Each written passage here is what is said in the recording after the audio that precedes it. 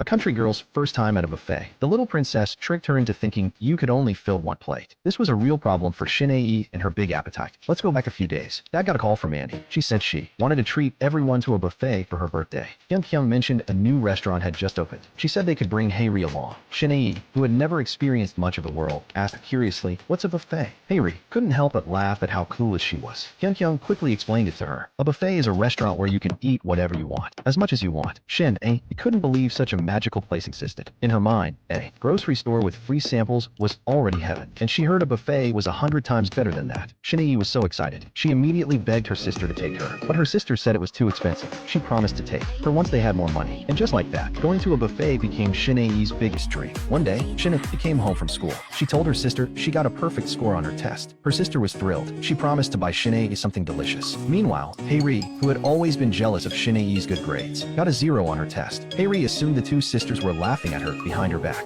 그래, 나 빵점 맞았다. 내가 빵점 맞는데 지켜준 거 있어? But then mom overheard about her score. Haeri instantly lost her attitude. 그래도 지금까지 빵점은 없었는데 사실 나 밀렸었단 말이야. 자랑이다 자랑이야.